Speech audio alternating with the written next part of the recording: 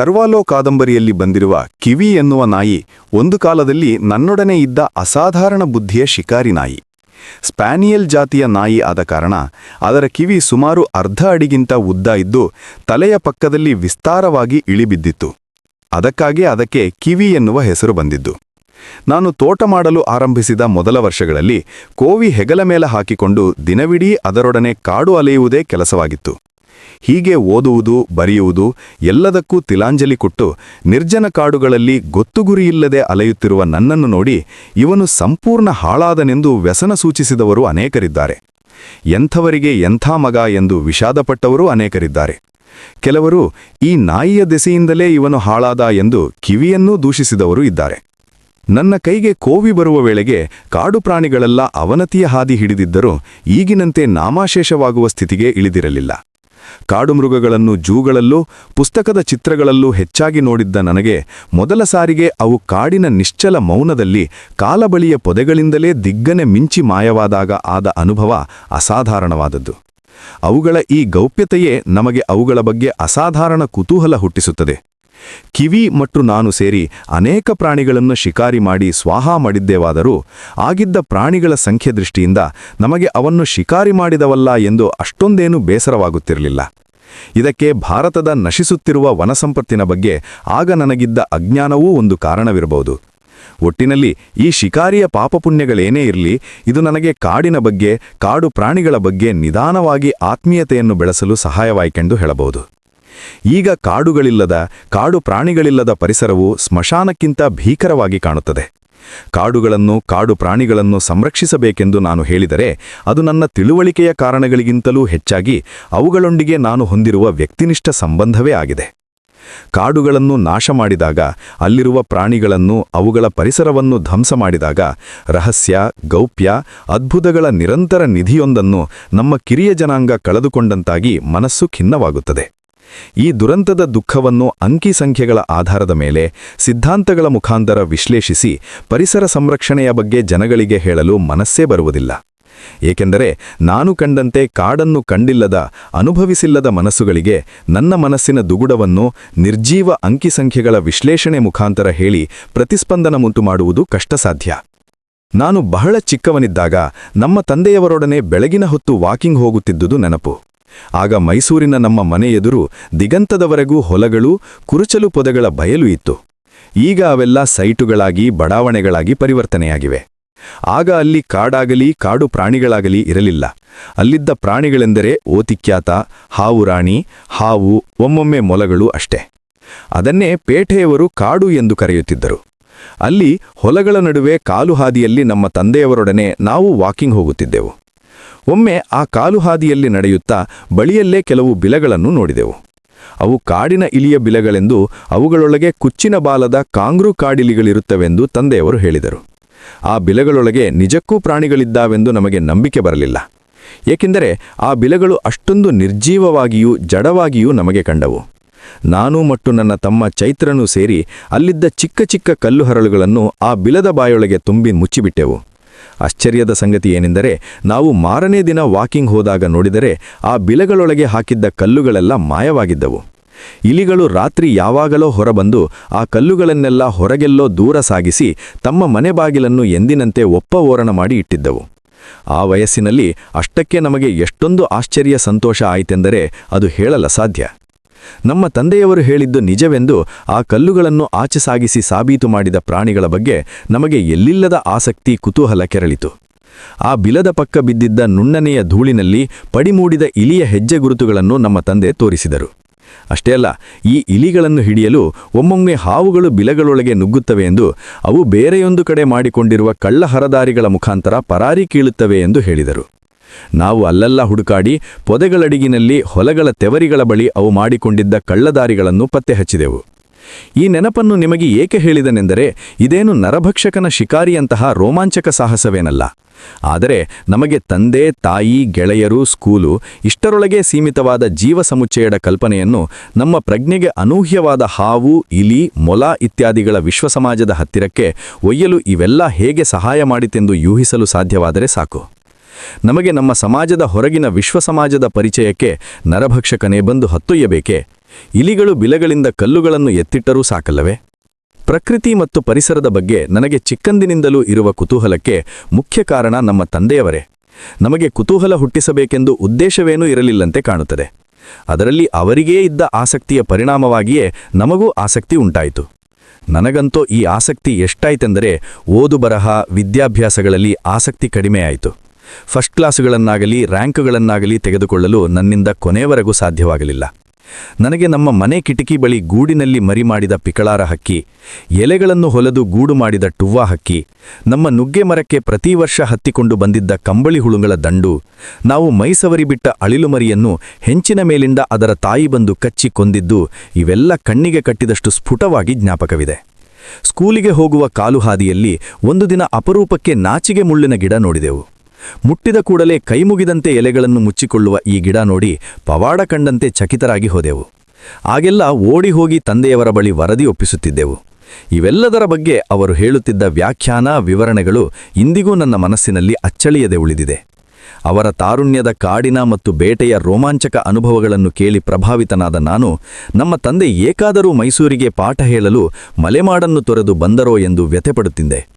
ನಾನು ಮಲೆನಾಡಿನ ಮೂಡಿಗೆರೆಯಲ್ಲಿ ಕಾಡುಕೊಂಡು ಕಾಫಿ ತೋಟ ಮಾಡಲು ನಿರ್ಧರಿಸಿದ್ದು ವಾಸ್ತವವಾಗಿ ಕಾಫಿ ತೋಟದ ಲಾಭಕ್ಕಾಗಲಿ, ಹಳ್ಳಿಗೆ ಹಿಂದಿರುಗುವ ಆದರ್ಶಕ್ಕಾಗಲಿ, ವ್ಯವಸಾಯದ ಮೇಲಿನ ಪ್ರೀತಿಗಾಗಲಿ ಖಂಡಿತ ಅಲ್ಲ.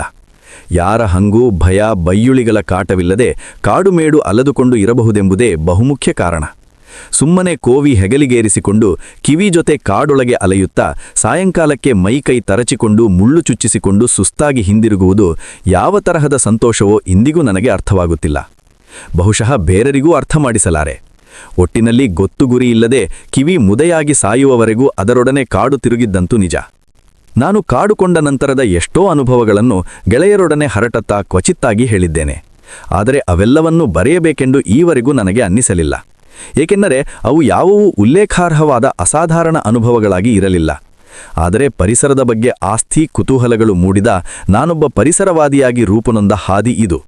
ಪರಿಸರ ಸಂರಕ್ಷಣೆಯ ಬಗ್ಗೆ ವೈಜ್ಞಾನಿಕ ಪಾಠಗಳಷ್ಟೇ ಈ ನಡೆದು ಬಂದ ದಾರಿಯನ್ನು ತಿಳಿಯುವುದು ಅಗತ್ಯವೆನ್ನಿಸುತ್ತದೆ. ನಾನು ಹೇಳಿರುವ ಈ ಚಿಕ್ಕ ಚಿಕ್ಕ ಘಟನೆಗಳಿಗೂ ಪರಿಸರವಾದಕ್ಕೂ ಯಾವುದೇ ಸಂಬಂಧವನ್ನು ನೇರವಾಗಿ ತೋರಿಸಲಾರೆ. ಆದರೆ ಇದು ನನ್ನ ನಡೆದು ಬಂದ ದಾರಿ ಎಂದು ಮಾತ್ರ ಹೇಳಬಲ್ಲೆ. ಕಗ್ಗತ್ತಲ ರಾತ್ರಿಯ ಒಂದು ದಿನ ದೂರದಲ್ಲೆಲ್ಲೋ ನಮ್ಮ ನಾಯಿ ಕಿವಿ ಬೊಗಳುವುದು ಕೇಳಿಸಿತು. ಸಾಧಾರಣವಾಗಿ ನಾಯಿಗಳು ನಮಗೆ ಎಚ್ಚರಿಕೆ ಕೊಡಲೋ ಅಥವಾ ನಮ್ಮ ಗಮನ ಸೆಳೆದು ಕರೆಯಲೋ ಬೊಗಳುತ್ತವೆ ಎಂದೇ ನಾನಂತೂ ಕಿವಿ ಬೊಗಳಿದಾಗ ನಿರ್ಲಕ್ಷಿಸುತ್ತಿರಲಿಲ್ಲ. ನಾನು ಮನೆಯೊಳಗೆ ಲ್ಯಾಂಪ್ ಬೆಳಕಿನಲ್ಲಿ ಏನನ್ನೋ ಓದುತ್ತಾ ಕುಳಿತಿದ್ದೆ. ಕಿವಿ ಮತ್ತೆ ಮತ್ತೆ ಬೊಗಳಿತು. ಓದುವುದನ್ನು ನಿಲ್ಲಿಸಿ ಹಾಗೆ ಕಿವಿಗೊಟ್ಟು ಆಲಿಸಿದೆ.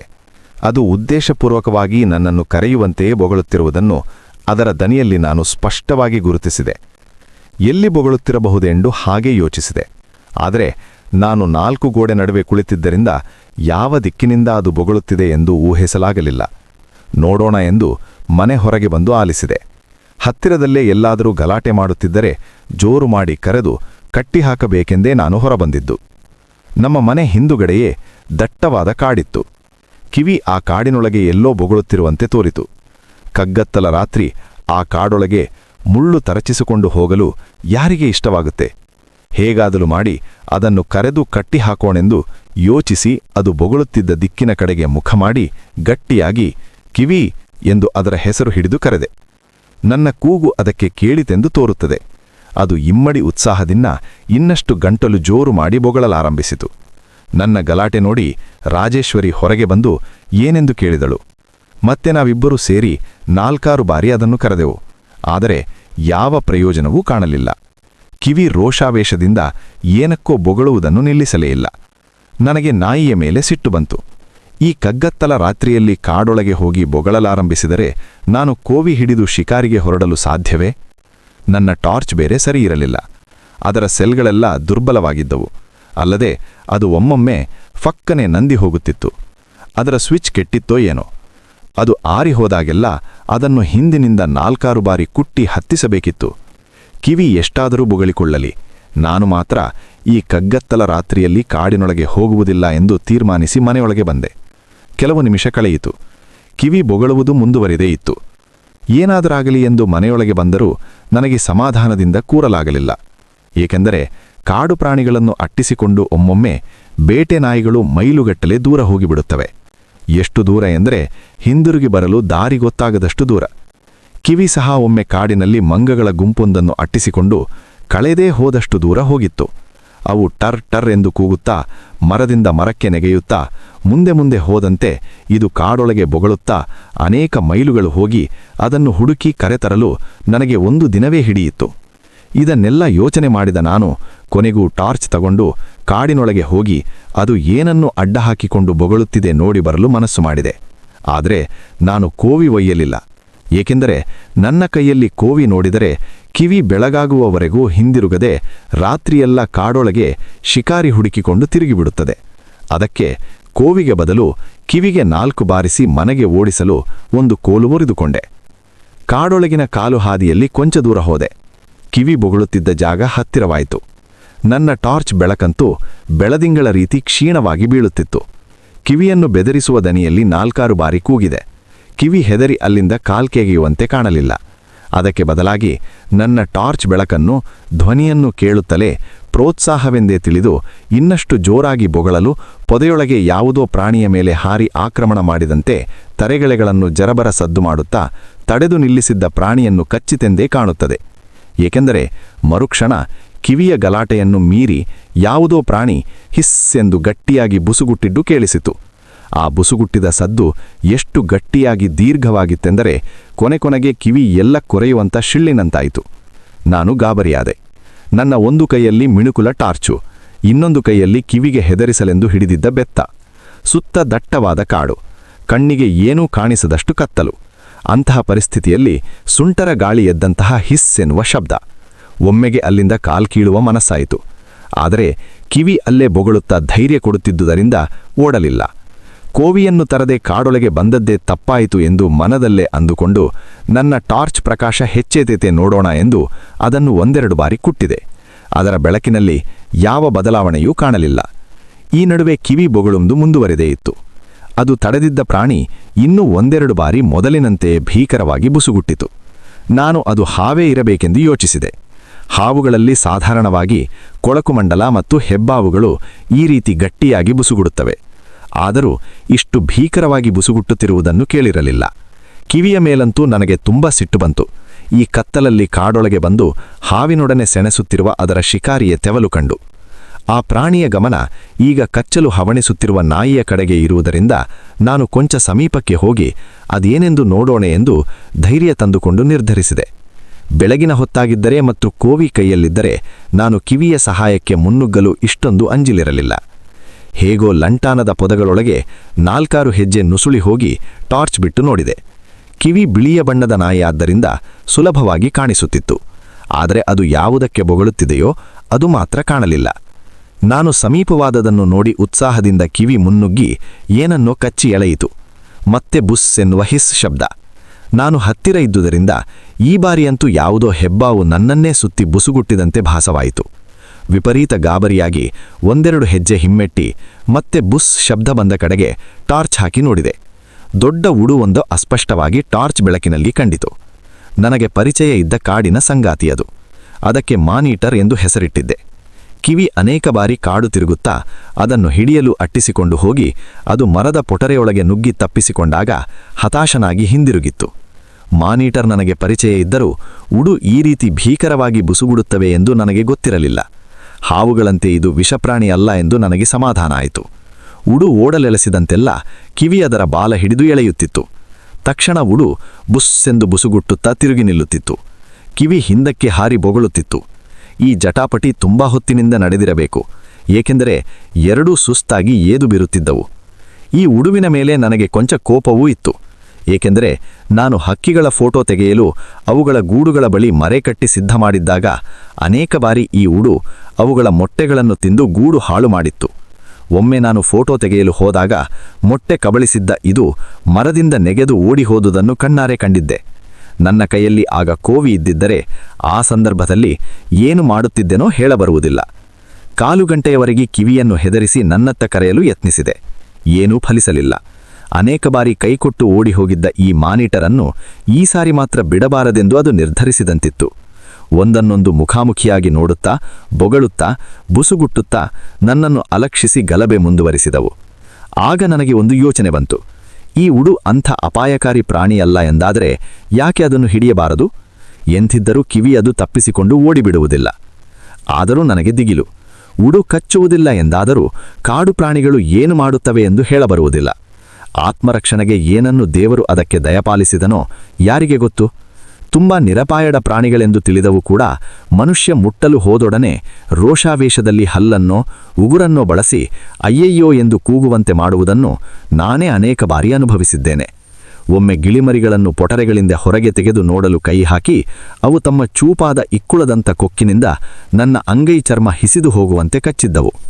ಗಿಳಿಮರಿಗಳಿಗೆ ಅಷ್ಟು ಸಾಧ್ಯ ಇದ್ದರೆ ಇನ್ನು ಉಡು ಏನು ಅಪಾಯಕಾರಿ ತಂತ್ರ ಹೂಡುತ್ತದೆಯೋ? ಇದನ್ನೆಲ್ಲ ಯೋಚಿಸಿಕೊಂಡೇ ಮೆಲ್ಲಗೆ ಅತ್ಯಂತ ಜಾಗರೂಕತೆಯಿಂದ ಉಡದ ಹಿಂದಿನಿಂದ ಹತ್ತಿರಾದೆ. ಉಡು ತನ್ನ ಮೊದಲ ಶತ್ರುವಾದ ಕಿವಿಯನ್ನೇ ನಿರ್ನಿವೇಶವಾಗಿ ದುರುಗುಟ್ಟಿಕೊಂಡು ನೋಡುತ್ತಿತ್ತು. ಅದಕ್ಕೆ ಗೊತ್ತಾಗದೆ ಮೆಲ್ಲಗೆ ಹಿಂದಿನಿಂದ ಬಾವಿ ಹಗ್ಗಡಷ್ಟು ದಪ್ಪವಾಗಿದ್ದ ಅದರ ಬಾಲ ಹಿಡಿಯಬೇಕೆಂದು ಉಪಾಯ ಮಾಡಿದೆ. ನಾನು ಅದರ ಬಾಲ ಹಿಡಿದ ಕೂಡಲೇ ಅದು ಕೊಸರಾಡಿ ನನ್ನ ಮೇಲೆ ಹರಿಹಾಯಬಹುದೆಂದು ಊಹಿಸಿದ್ದೆ. ಆದರೆ ಉಡು ಹಾಗೇನೂ ಮಾಡಿಲ್ಲ. ಅದು ಕಿವಿಯೇ ಬಾಲಕ್ಕೆ ಬಾಯಿ ಹಾಕಿತ್ತು ಎಂದು ತಿಳಿದು ಮತ್ತೆ ಬುಸ್ಸೆನ್ನುತ್ತಾ ಅದರ ತನ್ನುಗಳೆಳೆತ್ನಿಸಿತು. ಆ ಸಮಯ ಉಪಯೋಗಿಸಿ ಅದನ್ನು ಮೇಲೆತ್ತಿ ಹಿಡಿದೆ. ಇದ್ದಕ್ಕಿದ್ದಂತೆ ಕೈಕಾಲಿಗೆ ಆಧಾರ ತಪ್ಪಿ ಅಂತರಾಳದಲ್ಲಿ ನೇತಾಡತೊಡಗಿದೊಡನೆ ಉಡುಕ್ಕೆ ಏನು ಮಾಡಬೇಕೆಂದು ತೋರದೆ ಬಲವಾಗಿ ಬುಸುಗುಟ್ಟಿ ಕೋಪ ಪ್ರಕಟಿಸಿತು.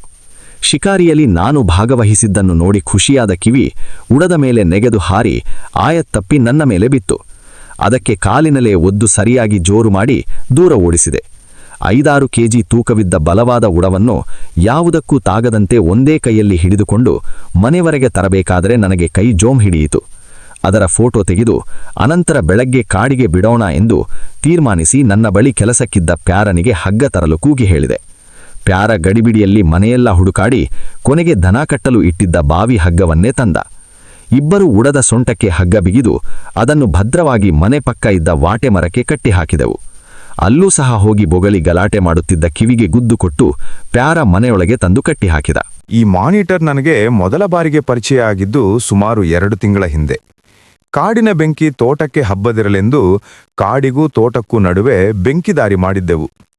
ಬೆಂಕಿದಾರಿ ಎಂದರೆ 2ರ ನಡುವೆ ಕಾಡು ಕೊಚ್ಚಿ ದಾರಿ ಮಾಡಿ ದಾರಿಯನ್ನು ಹೆರೆದು ಹುಲ್ಲು ಕಸ ಒಂದೂ ಇರದ ಹಾಗೆ ಗುಡಿಸಿ ಸ್ವಚ್ಛ ಮಾಡುವುದು.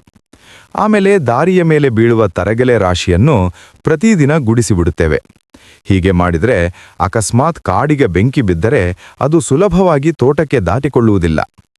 ಬೇಸಿಗೆ ಸಮಯದಲ್ಲಿ ಕಾಫಿ ತೋಟಗಳಲ್ಲಿ ನಡೆಯುವ ಪ್ರಧಾನ ಕೆಲಸಗಳಲ್ಲಿ ಇದು ಬಹುಮುಖ್ಯವಾದುದು. ಎಲ್ಲಿ ಹೊಗೆ ಏಳಲಿ, ಎಲ್ಲಿ ತರಗೆಲೆ ಸುಟ್ಟ ವಾಸನೆ ಬರಲಿ, ನಾವು ಓಡಿ ಹೋಗಿ ನೋಡಬೇಕು. ಇಲ್ಲದಿದ್ದರೆ ಅನೇಕ ವರ್ಷ ಮಾಡಿದ ಕೆಲಸ, ಬೆಳೆಸಿದ ಗಿಡಗಳೆಲ್ಲ ಕೆಲವೇ ಗಂಟೆಗಳೊಳಗೆ ಬೂದಿಯಾಗುತ್ತದೆ.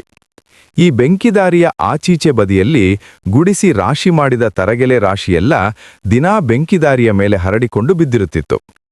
ಇದನ್ನು ಗುಡಿಸಿ ಶುದ್ಧಿ ಮಾಡುವ ಜವಾಬ್ದಾರಿ ವಹಿಸಿಕೊಂಡಿದ್ದ ಮಾರ ಇದು ಯಾವುದೋ ಉಡುವಿನ ಕೆಲಸವೆಂದು ಗುಡಿಸುವಾಗಲೆಲ್ಲ ಉಡಕ್ಕೆ ಶಾಪ ಹಾಕುತ್ತಿದ್ದ. ಆದರೆ ಈ ಕಿಡಿಗೇಡಿ ಉಡವನ್ನು ನೋಡಬೇಕೆಂದು ನಾನೆಷ್ಟು ಪ್ರಯತ್ನಿಸಿದರೂ ಬೆಂಕಿದಾರಿ ಬಳಿಯಂತೂ ಅದನ್ನು ನೋಡಲಾಗಿರಲಿಲ್ಲ. ಮಾರನ ವಿವರಣೆಯಿಂದ ನಾನು ಉಡು ಎಂದರೆ ದೊಡ್ಡ ಓತಿಕ್ಯಾತನ ರೀತಿ ಇರುತ್ತದೆಂದು ಕಲ್ಪಿಸಿಕೊಂಡಿದ್ದೆ. ಮಾರ ಉಡವನ್ನು ತಿನ್ನುತ್ತಾರೆಂದು, ಅದರ ಮಾಂಸ ಪ್ರಪಂಚದಲ್ಲೇ ಸರ್ವಶ್ರೇಷ್ಠವಾದುದೆಂದು, ಹಿಂದೆ ಕಾಫಿ ತೋಟ ಮಾಡಿಕೊಂಡಿದ್ದ ಯುರೋಪಿಯನ್ ದೊರೆಗಳು ಸಹ ಅದನ್ನು ತಿನ್ನುತ್ತಿದ್ದರೆಂದು ಬಾಯಲ್ಲಿ ಎಂಜಲು ಸುರಿಸುತ್ತಾ ಹೊಗಳಿದ್ದ. ಆದರೆ ಈ ಉಡವನ್ನು ಒಮ್ಮೆ ನಾನು ಹತ್ತಿರದಿಂದ ನೋಡಿದಾಗ ಅದನ್ನು ತಿನ್ನುವ ತಿಂಡಿಯಂತೆ ಕಲ್ಪಿಸಿಕೊಳ್ಳಲು ಸಾಧ್ಯವೇ ಆಗಲಿಲ್ಲ. ಹಕ್ಕಿಗಳ ಫೋಟೋ ತೆಗೆಯಲು ಮರೆ ರಚಿಸಿಕೊಂಡು ಒಳಗೆ ಕುಳಿತಿದ್ದಾಗ ಜರಜರ ತರಗೆಲೆಗಳ ಮೇಲೆ ಸದ್ದು ಮಾಡುತ್ತಾ ಬಂದ ಉಡು ಪೊದೆಯೊಂದರ ಅಡಿಯಿಂದ ನನ್ನ ಮರೆಯ ಕಡೆಗೆ ಮೆಲ್ಲಗೆ ಇಣುಕಿತು. ಬರೀ ತಲೆಯನ್ನಷ್ಟೇ ಅದು ಹೊರಹಾಕಿದ್ದರಿಂದ ನಾನು ಮೊದಲು ಅದನ್ನು ಹಾವಿನ ತಲೆ ಎಂದೇ ತಿಳಿದೆ. ಅದರ ಕುತ್ತಿಗೆಯ ಚರ್ಮವು ಹಾವಿನ ಚರ್ಮವನ್ನೇ ಹೋಲುತ್ತಿತ್ತು. ಅದರ ನಾಲಿಗೆಯು ಹಾವಿನದರಂತೆಯೇ ಸೀಳಿದ ನಾಲಿಗೆ. ಇದನ್ನು ನೋಡಿ ನಾನು ಯಾವುದೋ ಬಹುದೊಡ್ಡ ಹಾವೇ ಇರಬೇಕೆಂದು ತಿಳಿದೆ. ಕೊಂಚ ಹೊತ್ತು ಮರೆಯನ್ನು ಭಯ ಸಂಶಯಗಳಿಂದಲೇ ವೀಕ್ಷಿಸಿ ಅನಂತರ ನಿಧಾನವಾಗಿ ಹೊರಬಂತು. ಮಾರನ ವಿವರಣೆಯಿಂದ ಓತಿಕ್ಯಾತನಂತೆ ಇರಬಹುದೆಂದುಕೊಂಡಿದ್ದ ನನಗೆ ಆ ಉಡುವಿನ ಗಾತ್ರ ಆಕಾರಗಳನ್ನು ನೋಡಿ ಗಾಬರಿಯಾಯಿತು. ಸುಮಾರು 5 ಅಡಿಗಳಷ್ಟು ಉದ್ದ ಇದ್ದ ಆ ಉಡುವಿನ ಬಾಲವೇ ಕೊಡಲಿ ಕಾವಿನಷ್ಟು ದಪ್ಪ ಇತ್ತು.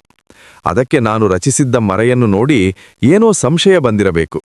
ಸಂಶಯದ ಕಣ್ಣುಗಳಿಂದ ಕುತ್ತಿಗೆ ಓರೆ ಮಾಡಿಕೊಂಡು ಕೊಂಚ ಹೊತ್ತು ಮರೆಯನ್ನೇ ವೀಕ್ಷಿಸಿದ ಉಡು ಕೊನೆಗೆ ಬಂದ ದಾರಿಯಲ್ಲೇ ಹಿಂದಕ್ಕೆ ಹೊರಟು ಹೋಯಿತು. ಅನೇಕ ಮಿಲಿಯ ವರ್ಷಗಳ ಹಿಂದೆ ಇಡೀ ಭೂಮಂಡಲವನ್ನು ಈ ಜಾತಿಯ ಬೃಹದ್ಗಾತ್ರದ ಮಹೋರಗಗಳು ತುಂಬಿದ್ದವೆಂಬುದನ್ನು ಓದಿದ್ದ ನನಗೆ ಆವತ್ತು ಅವುಗಳ ಪ್ರತಿನಿಧಿಯನ್ನೇ ನೋಡಿದಷ್ಟು ಸಂತೋಷವಾಯಿತು. ಇದಾದ ನಂತರ ಇನ್ನೊಮ್ಮೆ ಹಕ್ಕಿಗಳ ಮೊಟ್ಟೆ ಕದಿಯುತ್ತಿದ್ದ ಈ ಉಡು ಕದಿಯುತ್ತಿದ್ದಾಗಲೇ ಕಣ್ಣಿಗೆ ಬಿತ್ತು. ತಾಯಿ ಹಕ್ಕಿಯ ಚೀರಾಟವನ್ನು ದೂರದಿಂದಲೇ ಗಮನಿಸಿದ್ದ ನಾನು ಏನೋ ಅನಾಹುತ ಸಂಭವಿಸಿದೆ ಎಂದುಕೊಂಡೇ ಅಲ್ಲಿಗೆ ಬಂದಿದ್ದೆ. ನನ್ನನ್ನು ನೋಡಿದ್ದೇ ತಡ ಆ ಉಡು ಹಕ್ಕಿಗೂಡಿದ್ದ ಗಿಡದ ಮೇಲಿಂದ ದೊಪ್ಪನೆ ಕೆಳಕ್ಕೆ ನೆಗೆದು ಸದ್ದು ಮಾಡುತ್ತಾ ಓಡಿಹೋಯಿತು. ಆಗಲೇ ಅದಕ್ಕೆ ನಾನು ಮಾನೀಟರ್ ಎಂದು ಹೆಸರಿಟ್ಟಿದ್ದು. ಈ ಮಾನೀಟರನ ಆಹಾರ ಹಕ್ಕಿಗಳ ಮೊಟ್ಟೆ ಮರಿಗಳಲ್ಲದೆ ಹುಳುಹುಪ್ಪಟ್ಟೆ, ಗೆದ್ದಲು, ಇರುವೆ ಇತ್ಯಾದಿಗಳು ಇರಬಹುದು. ಇವುಗಳಿಗಾಗಿಯೇ ಇದು ನಾವು ಗುಡಿಸಿ ರಾಶಿ ಮಾಡಿದ ತರಗೆಲೆಗಳನ್ನು ಕೆದಕಿ ಚೆಲ್ಲಾಪಿಲ್ಲಿ ಮಾಡುತ್ತಿದ್ದುದು. ನಾನು ಈ ಮಾನೀಟರನ್ನು ಕಂಡ ಬಗ್ಗೆ ಮಾರನಿಗೆ ಹೇಳಿದಾಗ ಅವನು ಹೆಚ್ಚಿಗೆ ಏನೂ ಪ್ರತಿಕ್ರಿಯೆ ತೋರದೆ ಅದನ್ನು ಹೊಡೆದು ಕೊಡಿ, ನಾನಾದರೂ ಹುರಿದು ತಿನ್ನುತ್ತೇನೆ, ಇಲ್ಲದಿದ್ದರೆ ನಾಯಿ ನರಿ ತಿಂದು ಅನ್ಯಾಯ ಆಗುತ್ತದೆ ಎಂದ. ಅದನ್ನು ನಾಯಿ ನರಿ ತಿಂದರೆ ಅನ್ಯಾಯ, ತಾನು ತಿಂದರೆ ನ್ಯಾಯ ಎಂದು ಯಾವ ತತ್ವದ ಆಧಾರದ ಮೇಲೆ ಮಾರ ನಿರ್ಧರಿಸಿದನೋ ಕೇಳಿಲಿಲ್ಲ. ಅವನಿಗೆ ಒಂದಾನೊಂದು ಕಾಲದಲ್ಲಿ ಭೂಮಂಡಲದ ಮೇಲೆ ವಾಸಿಸಿದ್ದ ಬೆಟ್ಟದಷ್ಟು ದೊಡ್ಡ ಉಡಗಳ ಬಗ್ಗೆ ಹೇಳಿದೆ. ಅವೆಲ್ಲ ಏನಾದವು ಎಂದು ಕೇಳಿದ. ಎಲ್ಲ ಭೂಕಂಪದಲ್ಲಿ ಮಣ್ಣಿನ ಅಡಿ ಹುಗಿದು ಹೋದವು ಎಂದು ಹೇಳಿದೆ. ಛೆಛೆ, ಎಂಥ ಅನ್ಯಾಯ ಎಂದು ಖಿನ್ನನಾದ ಮಾರ. ಬೆಳಿಗ್ಗೆ ನಾನು ಏಳುವ ಮೊದಲೇ ಪ್ಯಾರ ಬಂದು ಉಡು ಹಗ್ಗದ ಸಮೇತ ಪರಾರಿಯಾಗಿದೆ ಎಂದು ಹೇಳಿದ. ನನಗೆ ಆಶ್ಚರ್ಯ ಆಯಿತು. ಅಷ್ಟು ಉದ್ದವಾದ ಬಾವಿ ಹಗ್ಗ ಎಳೆದುಕೊಂಡು ಉಡು ಎಲ್ಲಿಗೆ ಹೋಗಲು ಸಾಧ್ಯ? ಅದು ಮರಕ್ಕೆ ಸರಿಯಾಗಿ ಗಂಟು ಹಾಕಿ ಕಟ್ಟಿದ್ದೆವು. ಪ್ಯಾರನ ಜೊತೆ ಆಚೀಚೆ ಹುಡುಕಾಡಿದೆ. ಪ್ಯಾರನಂತೂ ಕೊಂಚ ಯೋಚಿಸುವಕ್ಕೂ ಪುರುಸತು ಕೊಡದೆ ಗಡಿಬಿಡಿ ಮಾಡುತ್ತಾ ಕಿವಿಯನ್ನು ಬಿಡುತ್ತೇನೆ, ಅದು ಒಂದು ಕ್ಷಣದಲ್ಲಿ ಪತ್ತೆ ಮಾಡುತ್ತದೆ ಎಂದ. ಆದರೆ ನನಗೆ ಹಿಂದಿನ ರಾತ್ರಿ ಅದು ಮಾಡಿದ ಹಗರಣ ಎಲ್ಲ ನೆನಪಾಯಿತು. ಇನ್ನು ಸೊಂಟಕ್ಕೆ ಹಗ್ಗ ಕಟ್ಟಿಸಿಕೊಂಡು ತೊಂದರೆಯಲ್ಲಿರುವ ಉಡವನ್ನು ಇದು ಕಚ್ಚಿ ಕೊಂದೇ ಹಾಕುತ್ತದೆ ಎಂದು ಊಹಿಸಿ ಬೇಡ ಎಂದೆ. ಕೊಂಚ ಹೊತ್ತು ಹುಡುಕಾಡಿ ಕೊನೆಗೆ ಅದು ಗಂಟು ಬಿಚ್ಚಿಕೊಂಡು ಹೇಗೆ ಎಂದು ಪರೀಕ್ಷಿಸಲು ಮರದ ಬಳಿಗೆ ಬಂದಾಗಲೇ ನಮಗೆ ನಡೆದಿದ್ದೇನು ಗೊತ್ತಾಗಿದ್ದು. ಉಡು ಹಗ್ಗ ಬಿಚ್ಚಿಕೊಂಡು ಓಡಿ ಹೋಗಿರಲಿಲ್ಲ. ಅದರ ಬದಲು ಅದನ್ನು ಕಟ್ಟಿಡ ಮರವನ್ನೇ ಹತ್ತಿ ತುದಿಗೆ ಹೋಗಿ ಕುಳಿತಿತ್ತು. ಉಡು ಹಗ್ಗ ಹತ್ತಿ ಕುಳಿತಿದ್ದನ್ನು ನೋಡಿ ಖಿನ್ನನಾದ ಮಾರ, ಇನ್ನು ಅದನ್ನು ಇಳಿಸಕ್ಕಾಗಲ್ಲ ಬಿಡಿ, ಏನಿದ್ರೂ ಮರ ಕಡಿದೇ ಅದನ್ನ ಬೀಳಿಸ್ಬೇಕು ಎಂದ. ಹೋಗು ಹೋಗು, ಅದ್ಯಾಕಾಗಲ್ಲ ನೋಡ್ತೀನಿ, ಎಂತಿದ್ರೂ ಬಾವಿ ಹಗ್ಗ ಸೊಂಟಕ್ಕೆ ಕಟ್ಟಿದ್ದೀನಿ, ಹಿಡಿಕೊಂಡು ಜಗ್ಗಿದ್ರೆ ಅದಲ್ಲ ಅದರ ಅಪ್ಪನೂ ಕೆಳಗೆ ಬೀಳದೇ ಇರಲ್ಲ ಎಂದೆ. ಉಳದ್ ಹಿಡ್ತಾ ಅಂತ ಗಾದೆ ಮಾತು ಕೇಳಿಲ್ವಾ ನೀವು? ಅದರ ಪ್ರಾಣ ಹೋದ್ರೂ ಅದು ಹಿಡ್ತ ಬಿಡೋಲ್ಲ ಎಂದು ಮಾರ ಸವಾಲು ಹಾಕಿದ. ಇವೆಲ್ಲ ಗಾದೆಗಳನ್ನು ಪುರಾಣಗಳನ್ನು ನಾನು ಬೇಕಾದಷ್ಟು ಕೇಳಿದ್ದೆ. ಹಿಂದಿನ ಕಾಲದಲ್ಲಿ ಕೋಟೆ ಲಗ್ಗೆ ಹತ್ತಲು ಉಡದ ಸೊಂಟಕ್ಕೆ ಹಗ್ಗ ಕಟ್ಟಿ ಕೋಟೆ ಮೇಲೆ ಹತ್ತಿಸಿ ಅನಂತರ ದಾರ ಹಿಡಿದುಕೊಂಡು ಶತ್ರು ಸೈನಿಕರು ಕೋಟೆ ಹತ್ತುತ್ತಾರೆ ಇತ್ಯಾದಿ ಇತ್ಯಾದಿ. ಈ ನಾಣ್ಯುಡಿಗಳನ್ನು ಅಜ್ಜಿ ಕಥೆಗಳನ್ನು ಯಾವತ್ತೂ ನಾನು ಗಂಭೀರವಾಗಿ ಪರಿಗಣಿಸಿರಲಿಲ್ಲ. ಉಡವನ್ನು ಮೊದಲು ಕೆಳಗೆ ಎಳೆದು ಹಾಕಿ ಆಮೇಲೆ ಮಾರನ ಜೊತೆ ಮಾತನಾಡೋಣ ಎಂದು ನಿರ್ಧರಿಸಿದೆ. ಮರಕ್ಕೆ ಕಟ್ಟಿದ್ದ ದಾರದ ಕೊನೆ ಬಿಚ್ಚಿ ಕೈಯಲ್ಲಿ ಹಿಡಿದುಕೊಂಡು ಎಳೆದೆ. ಮಾನಿಟರ್ ಒಮ್ಮೆಲೆ ದೊಪ್ಪನೆ ಕೆಳಗೆ ಬೀಳುತ್ತದೆ ಎಂದು ಊಹಿಸಿದ್ದೆ. ಆದರೆ ನನ್ನ ಊಹೆ ತಪ್ಪಾಯಿತು. ದಾರ ಹೆಚ್ಚು ಕಡಿಮೆ ಕೊಂಬೆಗೆ ಕಟ್ಟಿದಷ್ಟು ಭದ್ರವಾಗಿತ್ತು. ನನ್ನ ಎಳೆದಾಟಕ್ಕೆ ಮರ ಅಲ್ಲಾಡಿತೇ ವಿನಃ ಮಾನಿಟರ್ ಅಲ್ಲಾಡಲಿಲ್ಲ. ನೋಡಿದ್ರಾ, ನಾ ಹೇಳಿದ್ದು ಸುಳ್ಳ ಎಂದ ಮಾರ. ನನಗೆ ಆತ್ಮಾಭಿಮಾನ ಕೆರಳಿತು. ಆ ದಾರಕ್ಕೆ ನನ್ನ ಪೂರ್ಣ ಭಾರ ಬಿಟ್ಟು ನೇತು ಬಿದ್ದೆ. ನನ್ನ ತೂಕಕ್ಕೂ ಅದು ಅಲ್ಲಾಡಲಿಲ್ಲ. ಅಷ್ಟರಲ್ಲಿ ಪ್ಯಾರಾನೂ ಬಂದ. ಇಬ್ಬರು ತೂಕ ಕೊಟ್ಟು ನೇತು ಬಿದ್ದೆವು. ಮಾನಿಟರ್ ಮಹಾಶಯ ಜಗ್ಗಲಿಲ್ಲ. ಮಾರನನ್ನು ನೇತು ಬೀಳಲು ಕರೆದೆ. ಹಣ್ಣು ಮುದುಕನಾಗಿದ್ದ ಅವನು ರಟ್ಟೆಯಲ್ಲಿ ಅಷ್ಟೊಂದು ತ್ರಾಣ ಇಲ್ಲವೆಂದು ಒಲ್ಲೆ ಎಂದ. ಅಷ್ಟರಲ್ಲಿ ನೇತು ಬಿದ್ದಿದ್ದ ನಮ್ಮಿಬ್ಬರನ್ನೂ ನೋಡಿ ಕುತೂಹಲದಿಂದ ರೈಟರು ಕೃಷ್ಣಪ್ಪ ಬಂದರು. ಅವರಿಗೂ ನೇತು ಬೀಳಲು ಹೇಳಿದೆವು. ಮಾನಿಟರ್ 3 ಜನರ ತೂಕಕ್ಕೂ ಜಗ್ಗಲಿಲ್ಲ.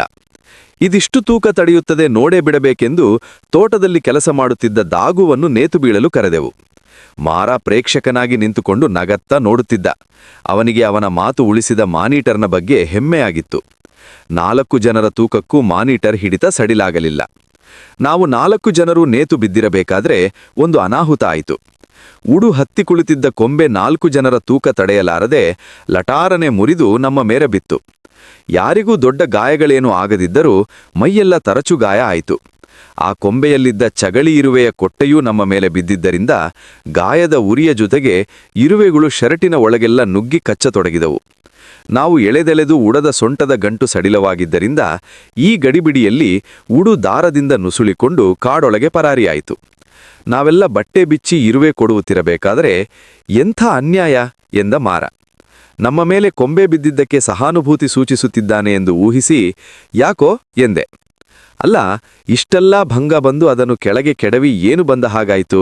ಮತ್ತೆ ಕಾಡಿಗೆ ಓಡಿ ಹೋಯ್ತಲ್ಲ, 5-6 ಕೆಜಿ ಮಾಂಸ ನಾಯೋ ನರಿಯೋ ತಿಂದು ಅನ್ಯಾಯ ಆಗುತ್ತದೆ ಎಂದ. ಕಾಡಿಗೆ ಓಡಿ ಹೋದ ಮಾನಿಟರ್ ಎಲ್ಲೂ ದೇಶಾಂತರ ಹೋಗಲಿಲ್ಲ, ಅಲ್ಲೇ ಮನೆ ಹತ್ತಿರವೇ ಓಡಾಡಿಕೊಂಡಿತ್ತು. ಕಿವಿಗೂ ಅದಕ್ಕೂ ಒಮ್ಮೊಮ್ಮೆ ಮತ್ತೆ ಜಟಾಪಟಿ ಶುರುವಾಯಿತು. ನಾನು ತೋಟ ಮಾರಿ ಅಲ್ಲಿಗೆ ವಿದಾಯ ಹೇಳುವವರೆಗೂ ಅದನ್ನು ಆಗೀಗ ನೋಡುತ್ತಲೇ ಇದ್ದೆ. ನಾನು ತೋಟ ಬಿಟ್ಟು ಹೊರಬಿದ್ದ ಮೇಲೆ ಏನಾಯ್ತು ಗೊತ್ತಿಲ್ಲ. ಪರಿಸರದ ಕಥೆಗಳಲ್ಲಿ ಬರುವ ಪಾತ್ರಗಳಲ್ಲಿ ಅನೇಕವೂ ಈಗ ಶಾಶ್ವತವಾಗಿ ಅನಂತತೆಯಲ್ಲಿ ಲೀನವಾಗಿವೆ. ಕಿವಿ, ಬೈರ, ಮಾಸ್ತಿ, ಮಾರ ಈಗ ಎಲ್ಲೂ ಇಲ್ಲ. ಈಗಲೂ ಈ ಹಳೆಯ ಘಟನೆಗಳನ್ನೆಲ್ಲ ಹೇಳಿಕೊಂಡು ಆನಂದಿಸಲು ಸಿಗುವವರಲ್ಲಿ ನನ್ನ ಗೆಳೆಯ ಶ್ರೀರಾಮ್ ಒಬ್ಬರು. ಯೂನಿವರ್ಸಿಟಿಯಲ್ಲಿ ಇಂಗ್ಲಿಷ್ ಪ್ರಾಧ್ಯಾಪಕರಾಗಿರುವ ಶ್ರೀರಾಮ್ ಕೆಲವು ದಿನ ಕಿವಿಯ ಸಹಾಯಕರಾಗಿ ಶಿಕಾರಿ ತಿರುಗಿದ್ದು ಸೋಜಿಗದ ಸಂಗತಿ. ಸುಮಾರು 25 ವರ್ಷಗಳ ಹಿಂದೆ ಶ್ರೀರಾಮ್ ಆಗತಾನೆ ಇಂಗ್ಲಿಷ್ ಎಂಎ ಮುಗಿಸಿ ಕೆಲಸಕ್ಕೆ ಸೇರಿದ್ದರು. ಆಗ ಕೆಲವು ದಿನಗಳವರೆಗೆ ಅವರು ಶೃಂಗೇರಿಯ ಕಾಲೇಜಿನಲ್ಲಿ ಅಧ್ಯಾಪಕರಾಗಿದ್ದರು. ಆಗತಾನೆ ಕಾಡುಕೊಂಡಿದ್ದ ನಾನು ಇನ್ನೂ ಮನೆ ಕಟ್ಟಿ ಮುಗಿಸಿರಲಿಲ್ಲ. ಆದ್ದರಿಂದ ಗೆಳೆಯ ವಾಸುರವರ ಭೂತನಕಾಡು ತೋಟದ ಮನೆಯಲ್ಲಿದ್ದೆ. ಶೃಂಗೇರಿಗೂ ಅವರ ತೋಟಕ್ಕೂ ಹೆಚ್ಚಿಗೆ ದೂರ ಇರಲಿಲ್ಲ. ಆದ್ದರಿಂದ ಶ್ರೀರಾಮ್ ಶನಿವಾರ, ಭಾನುವಾರಗಳಲ್ಲಿ ಹಾಗೂ ಇತರ ರಜಾ ದಿನಗಳಲ್ಲಿ ನೇರವಾಗಿ ಅಲ್ಲಿಗೇ ಬಂದು ಬಿಡುತ್ತಿದ್ದರು. ಗೆಳೆಯ ಶ್ರೀರಾಮ್ ಬೆಂಗಳೂರಿನ ಬಯಲು ಸೀಮೆ ಹಳ್ಳಿ ಬ್ಯಾತದ ಕಡೆಯವರು. ಅವರಿಗೆ ಮಲೆನಾಡಿನ ಕಾಡು, ಕಾಡಿನ ಪ್ರಾಣಿಗಳು, ಶಿಕಾರಿ ಇತ್ಯಾದಿಗಳೆಲ್ಲ ಅಪರಿಚಿತವೆಂದೇ ಹೇಳಬಹುದು. ಎಂದೇ ಕಾಡಿನ ಬಗ್ಗೆ, ಅಲ್ಲಿನ ಪಶುಪಕ್ಷಿಗಳ ಬಗ್ಗೆ, ಶಿಕಾರಿಯ ಬಗ್ಗೆ ನನಗಿದ್ದ ಆನುಷಂಗಿಕ ಆಸಕ್ತಿ ಅವರಿಗಿರಲು ಸಾಧ್ಯವಿರಲಿಲ್ಲ. ಆದರೆ ನಮಗಿದ್ದ ಒಂದು ಮುಖ್ಯ ಸಮಾನ ಆಸಕ್ತಿ ಎಂದರೆ ಮಾಂಸಾಹಾರ. 4 ದಿನ ತಿಳಿಸಾರು ಅನ್ನ ಊಟ ಮಾಡಿದರೆ ಸಾಕು, ಜಾತಿ ಕೆಟ್ಟು ಹೋದವರಂತೆ ಮಾತಾಡುತ್ತಿದ್ದೆವು. ಆದರೆ ಶ್ರೀರಾಮ್ ಕೆಲವು ವಿಷಯಗಳಲ್ಲಿ ನನಗಿಂತ ಮುಂದೆ ಹೋಗಿದ್ದರು. ಅವರಿಗೆ ಮಾಂಸ ಎಂದ ಮೇಲೆ ಮುಗಿಯಿತು. ಎಂದೂ ಅದು ಯಾವುದರದ್ದೆಂದು ಕೇಳುವ ಗೋಜಿಗೆ ಹೋಗುತ್ತಿರಲಿಲ್ಲ. ಅದು ಯಾವುದರದ್ದಾದರೂ ಒಂದೇ ಎಂಬುದು ಅವರ ಸಿದ್ಧಾಂತ. ಕೆಲವು ಜಾತಿಯವರು ಕೆಲವು ಪ್ರಾಣಿಗಳ ಮಾಂಸ ತಿನ್ನುವುದು ನಿಷಿದ್ಧ ಎನ್ನುವ ಕಟ್ಟಳೆಯನ್ನು ಸಂಪೂರ್ಣವಾಗಿ ತಿರಸ್ಕರಿಸಿ ಈ ವಿಷಯದಲ್ಲಂತೂ ಕಟ್ಟ ಜಾತ್ಯತೀತ ಧೋರಣೆ ತಳೆದಿದ್ದರು. ತಾತ್ವಿಕವಾಗಿ ಇದನ್ನು ನಾನು ಸಂಪೂರ್ಣವಾಗಿ ಒಪ್ಪುತ್ತೇನಾದರೂ ಕೆಲವು ಪ್ರಾಣಿಗಳ ಮಾಂಸ ತಿನ್ನಲು ನನಗೆ ಒಳಗೊಳಗೆ ಅಸಹ್ಯವಾಗುತ್ತೆ. ಆದರೆ ಶ್ರೀರಾಮ್ ಹಾಗಲ್ಲ. ಅವರ ಮಟ್ಟಿಗೆ ಪ್ರಶ್ನೆ ಇರುವುದು ಮಾಂಸ ತಿನ್ನಬೇಕೋ ಬೇಡವೋ ಎನ್ನುವುದಷ್ಟೇ. ತಿನ್ನಬಹುದು ಎಂದಾದ ಮೇಲೆ ಸರ್ವ ಚರಾಚರ ವಸ್ತುಗಳಲ್ಲಿ ಯಾವುದಾದರೂ ಆಗಬಹುದು. ಹಿಂದೂಗಳು ದನ ತಿನ್ನಬಾರದು, ಮುಸ್ಲಿಮರು ಹಂದಿ ತಿನ್ನಬಾರದು, ಇವುಗಳೆಲ್ಲ ಶ್ರೀರಾಮರ ಮಟ್ಟಿಗೆ ಒಂದು ಚೂರು ಅರ್ಥವಿಲ್ಲದ್ದು.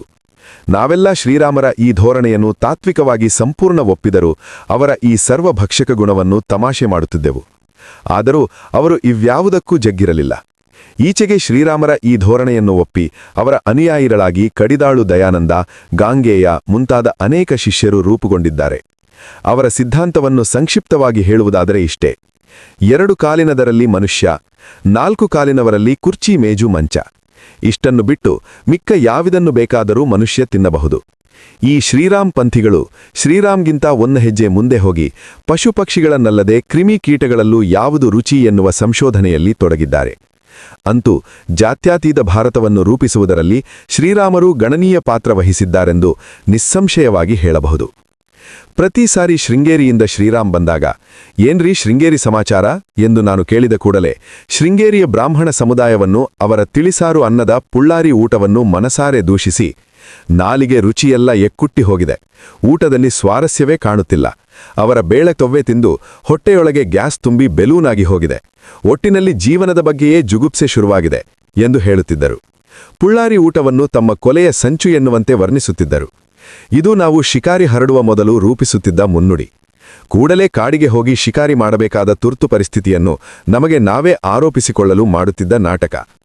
ನನ್ನ ಮತ್ತು ಶ್ರೀರಾಮರ ರಜಾದಿನಗಳ ದಿನಚರಿ ಎಷ್ಟೊಂದು ಕರಾರುವಾಕ್ಕಾಗಿ ನಡೆಯುತ್ತಿತ್ತೆಂದರೆ ಕಿವಿಗೂ ಇದು ಚೆನ್ನಾಗಿ ಮನದಟ್ಟಾಗಿ ಶೃಂಗೇರಿಯಿಂದ ಶ್ರೀರಾಮ್ ಆಗಮಿಸಿದ ಕೂಡಲೇ ಶಿಕಾರಿ ಹೊರಡಲು ಸಿದ್ಧವಾಗಿ ಗಂಟಲು ಹರಿಯುವಂತೆ ಕೂಗಾಡುತ್ತಾ ಸರಪಳಿ ಕಿತ್ತುಕೊಳ್ಳುವಂತೆ ಜಗ್ಗುತ್ತಿತ್ತು. ಶ್ರೀರಾಮ್ಗೆ ಕಾಡು ತಿರುಗುವುದರಲ್ಲಾಗಲಿ, ಮುಳ್ಳು ತರಚಿಸಿಕೊಂಡು ಕಾಡು ನುಗ್ಗಬೇಕಾದರೂ ಅಂಥ ಏನೂ ಆಸಕ್ತಿ ಇರಲಿಲ್ಲ. ಅವರಿಗೆ ಕೋವಿ ಹಿಡಿಯುವುದಕ್ಕೂ ಬರುತ್ತಿರಲಿಲ್ಲ. ವಾಸು ಅವರ ತೋಟಕ್ಕೆ ದಾಳಿ ಇಡುತ್ತಿದ್ದ ಮಂಗಗಳನ್ನು ಓಡಿಸಲು ನಲ್ಲಿ ಪೈಪಿನ ತುಂಡಿನಲ್ಲಿ ಧಡಾಕಿ ಮಾಡಿದ್ದರು.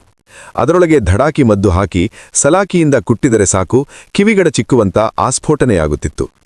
ಕಿವಿ ಜೊತೆ ಹೊರಟಾಗ ಶ್ರೀರಾಮ್ ಕೈಯಲ್ಲಿದ್ದ ಆಯುಧ ಇದು.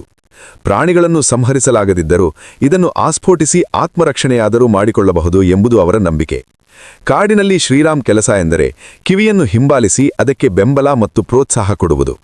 ಕಾಡಿನ ತಟ್ಟಣೆಯಲ್ಲಿ ಅದು ಪ್ರಾಣಿಗಳನ್ನು ತಡೆದುಕೊಂಡು ಬೊಗ್ಗಳಲಾರಂಭಿಸಿದಾಗ ಇವರು ಹಿಂದಿನಿಂದ ಧಡಾರೆಂದು ಧಡಾಕಿ ಆಸ್ಫೋಟಿಸಿ ಭೂಭೂ ಎಂದು ಬೊಬ್ಬೆ ಮಾಡಿ ಕಿವಿಯನ್ನು ಪ್ರೋತ್ಸಾಹಿಸುತ್ತಿದ್ದರು. ಅದರ ಸದ್ದನ್ನು ಕೋವಿಯ ಸದ್ದೆಂದೇ ತಿಳಿದು ಪ್ರಾಣಿಗಳು ನೆಗೆದು ದಿಕ್ಕಾಪಾಲಾಗಿ ಓಡುತ್ತಿದ್ದವು. ಕೆಲವು ನನ್ನತ್ತ ಓಡಿ ಬರುತ್ತಿದ್ದವು, ಕೆಲವು ಶ್ರೀರಾಮ್ ಕಡೆಯೇ ನುಗ್ಗಿ ಓಡಿದ್ದು ಉಂಟು. ಹಾಗೇನಾದರೂ ಅವರ ಕಣ್ಣಿಗೆ ಕಂಡು ಓಡಿಹೋದರೆ ಆಗ ಶ್ರೀರಾಮ್ ಕೋಪ ನೋಡಬೇಕು. ಸರಿಯಾದ ದಿಕ್ಕಿನಲ್ಲಿ ಅದನ್ನು ಓಡಿಸಲಿಲ್ಲ ಎಂದು ಕಿವಿಗೆ ಬೈಯುತ್ತಾ ಕೋಪ ಇಳಿಯುವವರೆಗೂ ಮರದ ನೆರಳಿನಲ್ಲಿ ಕುಳಿತುಕೊಂಡು ಸುಧಾರಿಸಿಕೊಳ್ಳುತ್ತಿದ್ದರು. ಸಾಧಾರಣವಾಗಿ ನಮಗೆ ಸಿಗುತ್ತಿದ್ದದ್ದು ಆಗ ಅಸಂಖ್ಯಾತವಾಗಿದ್ದ ಕಾಡು ಕೋಳಿಗಳು, ಒಮ್ಮೊಮ್ಮೆ ಕಾಡು ಕುರಿ, ಮೊಲ ಇತ್ಯಾದಿ. ಅಪರೂಪಕ್ಕೆ ಕಾಡು ಹಂದಿ. ನಾವು 3 ಜನರಾದ್ದರಿಂದ ಕಾಡು ಹಂದಿ ಹೊಡೆಯುವುದು ನಮಗೆ ತುಂಬಾ ಕಷ್ಟವಾಗುತ್ತಿತ್ತು. ನಾಯಿಯನ್ನೂ ಶ್ರೀರಾಮನ್ನೂ ಕೊಂಚವೂ ಲಕ್ಷ್ಯಕ್ಕೆ ತೆಗೆದುಕೊಳ್ಳದೆ ಗುರುಗುಟ್ಟುತ್ತಾ ಹಂದಿಗಳು ಎಷ್ಟೋ ಸಾರಿ ಶ್ರೀರಾಮ್ ಕಾಲು ಬಳಿಯೇ ನುಗ್ಗಿ ಓಡಿ ಹೋಗಿವೆ. 25 ವರ್ಷಗಳ ತರುವಾಯ ಈಗ ಅದನ್ನು ಜ್ಞಾಪಿಸಿದರು. ಎಷ್ಟೊಂದು ಕೆಜಿ ಮಾಂಸ ಅವತ್ತು ಕೈತಪ್ಪಿ ಹೋಯಿತು ಎಂದು ನಿಟ್ಟುಸಿರು ಬಿಡುತ್ತಾ ಶ್ರೀರಾಮ್ ಶೋಕಸೂಚಕ ಮೌನ ಆಚರಿಸುತ್ತಾರೆ. ಒಂದು ದಿನ ಭಾನುವಾರ ಬೆಳಗ್ಗೆ ನಾನು, ಕಿವಿ, ಶ್ರೀರಾಮ್ ಕೋವಿಯನ್ನೂ ಧಡಾಕಿಯನ್ನು ಹಿಡಿದು ಹೊರಟೆವು. ಹೊಂಬಣ್ಣದ ಬಿಸಿಲಿನಲ್ಲಿ ಹರಟೆ ಹೊಡೆಯುತ್ತಾ ಬೆಟ್ಟಗುಡ್ಡಗಳನ್ನು ಏರಿಳಿಯುತ್ತಾ ಕುದುರೆಗುಂಡಿ ತೋಟದ ಬಳಿಯಿದ್ದ ಕಾಡಿನ ಕಡೆಗೆ ಹೊರಟೆವು. ತಾರೆ ಮರಗಳು ಹೂ ಬಿಡುವ ಕಾಲವಾದ್ದರಿಂದ ಇಡೀ ಪರಿಸರವೆಲ್ಲ ಮತ್ತು ಹಿಡಿಸುವಂಥ ಜೇನಿನ ವಾಸನೆಯಿಂದ ತುಂಬಿ ಹೋಗಿತ್ತು. ಕುದುರೆಗುಂಡಿ ಬಳಿ 2 ಬೆಟ್ಟಗಳ ನಡುವೆ ಕಾಡಿನಲ್ಲಿ ಚಿಕ್ಕ ಹಳ್ಳವೊಂದು ಹರಿಯುತ್ತದೆ. ಹಳ್ಳದ ತೇವಕ್ಕೆ ಅದರ ಇಕ್ಕೆಗಳಲ್ಲೂ ದಟ್ಟವಾದ ಕಾಡು ಬೆಳೆದಿತ್ತು. ಬೇಸಿಗೆಯಲ್ಲಿ ಈ ಜಾಗದಲ್ಲಿ ಯಾವಾದರೂ ಕಾಡು ಪ್ರಾಣಿಗಳು ಇದ್ದೇ ಇರುತ್ತಿದ್ದವು. ಶ್ರೀರಾಮ್ ಆ ಕಾಡಿನ ಒಂದು ತುದಿಯಿಂದ ಕಿವಿ ಬಿಟ್ಟುಕೊಂಡು ಧಡಾಕಿ ಸದ್ದು ಮಾಡಿಸಿ ಪ್ರಾಣಿಗಳನ್ನು ಓಡಿಸುತ್ತಿದ್ದರು. ನಾನು ಇನ್ನೊಂದು ತುದಿಯಲ್ಲಿ ಕೋವಿ ಹಿಡಿದು ನಿಲ್ಲುತ್ತಿದ್ದೆ. ನಮ್ಮ ವ್ಯೂಹಕ್ಕೆ ವ್ಯತಿರಿಕ್ತವಾಗಿ ಪ್ರಾಣಿಗಳು ಎತ್ತೆತ್ತಲೋ ಓಡಿ ಹೋಗುತ್ತಿದ್ದವೇ ಹೆಚ್ಚು. ಕೆಲವು ವೇಳೆ ಕಿವಿ ಅತ್ಯುತ್ಸಾಹದಿಂದ ನಾವು ಆ ಜಾಗ ತಲುಪುವ ಮೊದಲೇ ನುಗ್ಗಿ ಪ್ರಾಣಿಗಳನ್ನು ಎತ್ತೆತ್ತಲೋ ಓಡಿಸಿಬಿಡುತ್ತಿತ್ತು. ಅವತ್ತು ಯಥಾಪ್ರಕಾರ ಶ್ರೀರಾಮ್ ಧಡಾಕಿ ಸದ್ದು ಮಾಡಿಸಿ ಅಟ್ಟಿಕೊಂಡು ಬಂದರು. ನಮ್ಮ ದುರ್ದೈವಕ್ಕೆ ಆ ಕಾಡಿನಲ್ಲಿ ಯಾವ ಪ್ರಾಣಿಯೂ ಕಾಣಲಿಲ್ಲ. ಶ್ರೀರಾಮ್, ಕಿವಿ ಇಬ್ಬರೂ ಕೂಗಿಕೊಂಡು ಅಟ್ಟಿ ಸುಸ್ತಾದರು. ಹೊತ್ತು ಮೇಲೇರಿ ನೆತ್ತಿಯ ಮೇಲೆ ಸೂರ್ಯ ಉರಿಯತೊಡಗಿದ್ದರಿಂದ ಬಿಸಿಲು ನಾವು ಹೊರಟಾಗ ಇದ್ದ ಆಕರ್ಷಣೆ ಕಳೆದುಕೊಂಡಿತ್ತು. ಸೆಕೆ ತಡೆಯಲಾರದೆ ಸುಸ್ತಾದ ಕಿವಿ ಹಳ್ಳದ ಕೆಸರಿನಲ್ಲಿ ಬಿದ್ದು ಹೊರಳಾಡಿ ಮೈಯೆಲ್ಲ ಕೆಸರು ಹಚ್ಚಿಕೊಂಡು ಹಂದಿ ಮರಿ ಹಾಗೆ ಕಾಣುತ್ತಿತ್ತು. ಒಂದು ಮಾರು ನಾಲಿಗೆ ಹೊರಬಿಟ್ಟುಕೊಂಡು ಏದುಸಿರು ಬಿಡುತ್ತಿದ್ದ ಅದರೊಟ್ಟಿಗೆ ಶ್ರೀರಾಮ್ ನಾನು ನಿಂತಲ್ಲಿಗೆ ಬಂದರು. ಶಿಕಾರಿಯಾಕೋ ಬಿಕಾರಿಯಾಗೋ ಹಂಗೆ ಕಾಣದ್ದಲ್ಲೇ. ಏನ್ರಿ, ಇಲ್ಲಿ ಪ್ರಾಣಿ ಇಲ್ಲ ಅಂದ್ರೆ ಏನ್ರಿ, ನೀವು ಸರಿಯಾಗಿ ಗಲಾಟೆ ಮಾಡಿ ಓಡಿಸಲಿಲ್ಲ ಕಾಣುತ್ತೆ ಎಂದೆ. ನಿಮಗೇನ್ ಸಾರ್, ಇಲ್ಲಿ ನೆರಳಿನಲ್ಲಿ ತಣ್ಣಗೆ ನಿಂತಿದ್ದೀರಿ, ಅಲ್ಲಿ ಮುಳ್ಳು ತರಚಿಸಿಕೊಂಡು ಕಾಡು ನುಗ್ಗಿ ಕೂಗಾದುತ್ತಾ ಬರಬೇಕಾದ್ರೆ ನಮಗೆ ಪ್ರಾಣಕ್ಕೆ ಬರದೆ. ಬಿಸಿಲು ಬೇರೆ ಈ ಥರ, ಬಾಯಾರಿಕೆಗೆ ನೀರು ಕುಡಿಯೋಣ ಅಂದ್ರೆ ಕಿವಿ ಹೋಗಿ ನೀರಿಗೆ ಬಿದ್ದು ಹಳ್ಳದ ನೀರೆಲ್ಲ ಕೆಸರಾಗಿದೆ ಎಂದು ಶ್ರೀರಾಮ್ ತಮ್ಮ ಕಷ್ಟಕಾರ್ಪಣ್ಯಗಳ ಪಟ್ಟಿ ಕೊಟ್ಟರು. ಅಲ್ಲಿಂದ ಮುಂದೆ ಗುಡ್ಡದ ಮೇಲಿನ ಕಾಡಿನ ಕಡೆಗೆ ಹೊರಟೆವು. ವಾಟೆ ಬಿದಿರು ದಟ್ಟವಾಗಿ ಬೆಳೆದಿದ್ದ ಈ ಕಾಡಿನಲ್ಲಿ ಕಾಡು ಕೋಳಿಗಳು, ಚಿಟ್ಟುಕೋಳಿಗಳು ಬೇಕಾದಷ್ಟು ಇರುತ್ತಿದ್ದವು. ಆದರೆ ಅವತ್ತು ಮಧ್ಯಾಹ್ನದ ಬಿಸಿಲಿನ ಬೇಗೆಗೋ ಏನೋ ಕೋಳಿಯರಲ್ಲಿ ಒಂದು ಓತಿಕ್ಯಾತ ಸಹ ಮುಖ ಹಾಕಲಿಲ್ಲ. ಗುಡ್ಡದ ಏರು ತಗ್ಗುಗಳಲ್ಲಿ ಸುತ್ತಿ ಸುಸ್ತಾದ ನಮಗೆ ನಾನ್ ವೆಜಿಟೇರಿಯನ್ ಊಟದ ಬಗ್ಗೆ ಆಸಕ್ತಿ ಇಂಗತೊಡಗಿತ್ತು.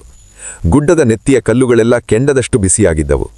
ವಾಟೆ ಬೊಂಬಿನ ಬಲೆ ನೆರಳಿನಲ್ಲಿ ಕುಳಿತು ಸುಧಾರಿಸಿಕೊಳ್ಳಲು ಒಳ್ಳೆ ಜಾಗ ಇರಲಿಲ್ಲ. ಸುಮ್ಮನೆ ಹೋಗಿ ದುಡ್ಡು ಕೊಟ್ಟು 1 ಕೆಜಿ ಮಟನ್ ತರೋಣ, ನಡೀರಿ, ಶಿಕಾರಿಗೆ ಬೆಂಕಿ ಹಾಕ ಎಂದು ಶ್ರೀರಾಮ್ ಹಿಂದಿರುಗುವ ನಿರ್ಧಾರಕ್ಕೆ ಬಂದರು. ದೊಡ್ಡದಾಗಿ ಶಿಕಾರಿ ಅಂತ ಬಂದು ಖಾಲಿ ಕೈಯಲ್ಲಿ ಹೋದ್ರೆ ಮರ್ಯಾದೆ ಹೋಗ್ತದಲ್ಲಿ ಎಂದೆ.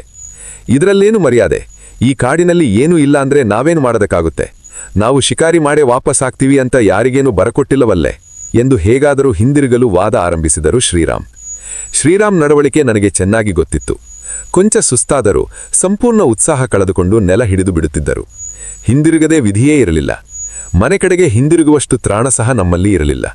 ಶಿಕಾರಿ ಹಣಭರವೇ ಹೀಗೆ, ಹೋಗುವಾಗ ಇರುವ ಉತ್ಸಾಹ ಬರುವಾಗ ಮಾಯವಾಗಿರುತ್ತೆ. ಎದುರಿನ ದಾರಿಯ ಸಣ್ಣ ಸಣ್ಣ ಏರು ತಗ್ಗುಗಳೆಲ್ಲ ಜಯಿಸಲಸಾಧ್ಯವಾದ ಸವಾಲುಗಳಂತೆ ಕಾಣುತ್ತವೆ.